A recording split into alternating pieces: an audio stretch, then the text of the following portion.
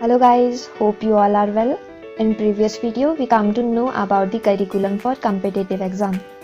Like I said, in this video, I am going to start with Hindi section, that is Hindi grammar. So let's start it. Firstly, I want to give you an example. अगर एक इमारत की नींव कच्ची हो तो वह चाहे जितनी ही बड़ी इमारत क्यों ना हो, चाहे जितनी ही ज़्यादा खूबसूरत इमारत हो, कितनी ही अट्रैक्टिव हो, उस इमारत का गिरना तय है। सभी को पता है वो इमारत जल्द ही गिर जाएंगी, बहुत लंबे समय तक नहीं टिकने वाली। तो एक इमारत की तरह ही हमारा बेस भी स्ट्रांग होना ज़रूरी है। आई होप आप रिलेट कर पा रहे हो। हमने अपने नॉलेज के नेक्स्ट लेवल पे काम किया है। एजुकेशन का फर्स्ट लेवल आया, हमने काम किया, फिर सेकंड लेवल पे काम किया, फिर थर्ड लेवल पे काम किया। इस तरह से हमने अपने नॉलेज का एक बहुत बड़ा बिल्डिंग बना दिया है। अपनी एजुकेशन की हेल्प से एक बहुत बड़ी बिल्डिंग बना दी है और वो काफ़ी अट्रैक्टिव भी है। But what about it basic? सभी ने ही भाषा या लैंग्वेज की डेफिनेशन पढ़ी है, सभी ने ही बचपन में भाषा या लैंग्वेज को डिफाइन किया है।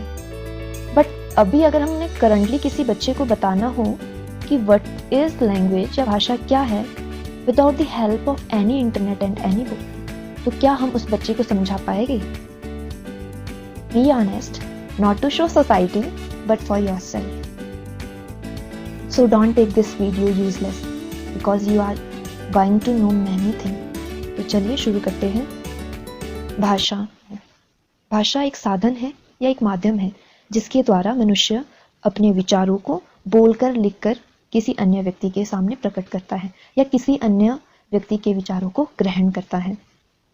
दूसरे शब्दों में कहे तो भाषा वह माध्यम है जिसके द्वारा हम अपने भावों को लिखित अथवा कथित रूप से किसी अन्य व्यक्ति को समझा सके या किसी अन्य व्यक्ति के भावों को समझ सके।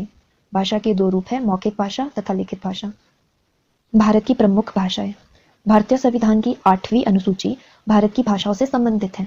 इस अनुसूची में 22 भारतीय भाषाओं को शामिल किया गया है। ये भाषाएं हैं संस्कृत, हिंदी, सिंधी, तमिल, तेलुगु, मलयालम, गुजराती, मराठी, पंजाबी, कोंकणी, कश्मीरी, उर्दू, उड़िया, असमिया, कन्नड़, बांग्ला, नेपाली, बोडो, डोगरी, मैथिली, संथाली तथा मणिपुरी। कॉम्पिटिटिव एग्जाम में बहुत बार इन भाषाओं पे सवाल आते हैं, जैसे कि भारतीय संविधान में कितनी भाषाओं को मान्यता प्राप्त है, या फिर भारतीय संविधान की किस अनुसूची में भारतीय भाषा को मान्यता प्राप्त है। मैनी टाइम्स एमसीक्यू में क्वेश्चन आता है कि निम्न में से किस भाषा को भारतीय संविधान में मान्यता प्राप्त है, एंड ऑप्शन आर लाइक अंग्रेजी, नेपाली, भोजपुरी, हरियाणवी। हमें पता है कि इसका राइट आंसर नेपाली है, लेकिन एग्जाम के प्रेशर में बहुत सारे कैंडिडेट अंग्रेजी ऑप्शन को चूज करते हैं। तो एक बात का ध्यान रखना जरूरी है कि भारतीय संविधान में 22 भारतीय भाषाओं को मान्यता प्राप्त है और ये 22 भारतीय भाषाएं हैं, और हमें पता होना चाहिए कि ये अंग्रेजी भारतीय भाषा नहीं है, ये एक विदेशी भाषा है। लिपि। विचारों को लिखना लिपि कहलाता है। दूसरे शब्दों में कहें तो भाषा की मौखिक ध्वनियों को लिखित रूप में अभिव्यक्त करने के लिए निश्चित किए गए चिन्ह या वर्णों की व्यवस्था को लिपि कहते हैं। हिंदी और संस्कृत भाषा देवनागरी लिपि में लिखी जाती है। इसी प्रकार से कुछ अन्य महत्वपूर्ण भाषाएं जिनकी लिपियों का पता होना हमें आवश्यक है, इस प्रकार है। हिंदी, संस्कृत, मराठी, नेपाली, बोडो देवनागरी लिपि में लिखे जाते हैं। अंग्रेजी, French, German, Spanish, Italian, polish, Mizo Roman लिपि में लिखे जाते हैं। पंजाबी गुरमुखी में लिखी जाती है। उर्दू, अरबी, फारसी लिपि में। रूसी, बुल्गेरियन, चेक, रोमानियन रूसी में।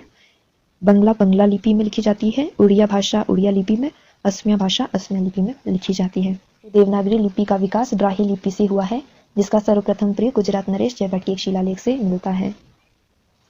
हिंदी भाषा का विकास। राजस्थानी हिंदी का विकास अपभ्रंश से हुआ। पश्चिमी हिंदी का विकास शौरसैनी से, पूर्वी हिंदी का विकास अर्धमागधी से, बिहारी हिंदी का विकास मागधी से, पहाड़ी हिंदी का विकास खस से। अपभ्रंश, शौरसैनी, अर्धमागधी, मागधी तथा खस, ये सभी प्राचीन काल की साहित्यक एवं बोलचाल की भाषाएं हैं। व्याकरण। व्याकरण वह विद्या है जिसके द्वारा हमें किसी भाषा का शुद्ध बोलना, लिखना एवं समझना आता है। अर्थात व्याकरण उस शास्त्र को कहते हैं जिसमें किसी भाषा के शुद्ध रूप का ज्ञान कराने वाले नियम बताए गए हों। व्याकरण के मुख्यतः 4 विभाग है: वर्ण विचार, शब्द विचार, पद विचार तथा वाक्य विचार। प्रथम है वर्ण विचार। भाषा की उस छोटी ध्वनि को वर्ण कहते हैं जिसके टुकड़े नहीं किए जा सकते, जैसे अ, ब, म, क, ल, प आदि। इनमें वर्णमाला वर्णों के भेद, उनके उच्चारण, प्रयोग तथा संधि पर विचार किया जाता है। शब्द विचार। वर्णों के उस मेल को शब्द कहते हैं जिसका कुछ अर्थ होता है, जैसे कमल, राकेश, भोजन, पानी, शिमला आदि। इसमें शब्द रचना, उनके भेद, शब्द संपदा तथा उनके प्रयोग आदि पर विचार किया जाता है। पद विचार। जब एक सार्थक मतलब अर्थपूर्ण शब्द का प्रयोग वाक्यों में किया जाता है तो उस शब्द को पद कहते हैं। जैसे पुस्तक एक शब्द है और राम पुस्तक पढ़ता है, इस वाक्य में पुस्तक पद है। हिंदी में पद 5 प्रकार के हैं: संज्ञा, सर्वनाम, विशेषण, क्रिया तथा अव्यय। वाक्य विचार। अनेक शब्दों को मिलाकर वाक्य बनता है। यह शब्द मिलकर किसी अर्थ का ज्ञान कराते हैं। इनमें वाक्य व उनके अंग, पदबंध तथा विराम चिन्ह आदि पर विचार किया जाता है। इस वीडियो में हमने जाना भाषा क्या है, भारत की प्रमुख भाषाएं, लिपि, व्याकरण, व्याकरण के 4 भेद, वर्ण विचार, शब्द विचार, पद विचार तथा वाक्य विचार। Thanks for watching the video. I hope you learn many things from the video. In next video we will learn about वर्ण विचार that included with स्वर एवं व्यंजन. You can subscribe my channel Beyond Imagination to get notification regarding my upcoming videos. Watch that videos and grab knowledge. Bye guys. Stay home and stay safe.